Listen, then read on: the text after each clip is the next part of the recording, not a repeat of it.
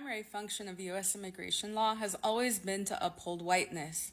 So let me pause there because when I'm talking about whiteness, I'm not talking about white people. I'm talking about a system. In critical ethnic studies, whiteness is a social construction. It's not always entirely about skin tone. It's about values, beliefs, and behaviors. It's about power, privilege, and normativity.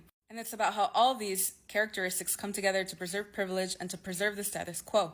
And U.S. immigration law is one of the tools that's been used to preserve and proliferate that system. So let's discuss that. As always, this is Latino Studies 101. I'm your professor, Dr. Esther Trujillo, and today we're going to talk about the history of immigration law and how it's connected to upholding whiteness. We start in 1882 with the Chinese Exclusion Law, the first federal level immigration law. And it's not a coincidence that it was passed during the Gilded Age or the Second Industrial Revolution. This is a time of industrial expansion, worker exploitation, and the beginnings of the widening of that wealth gap. Propagandists painted the Chinese as morally inferior, unassimilable, and racially dangerous. The language used in congressional debates, editorial pieces in newspapers, and other propaganda material painted Chinese workers as subhuman threats to American purity and to democracy. So the U.S. banned them for decades. The law didn't just exclude people from entry.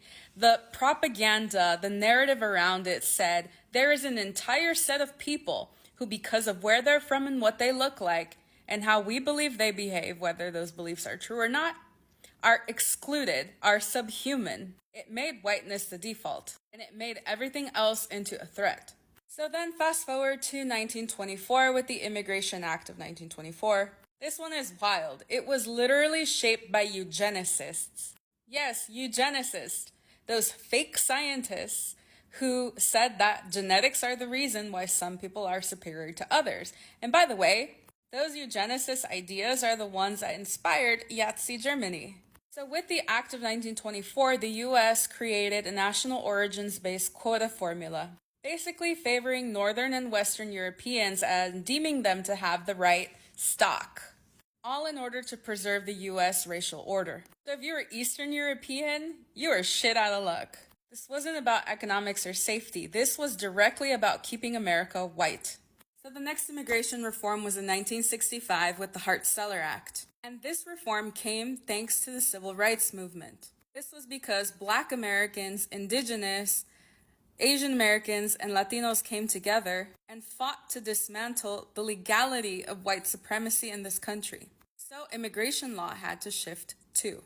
The Hart-Celler Act replaced quotas with a new system. Preference categories were based on family reunification, skill set, education, and refugee status. The Hart-Celler Act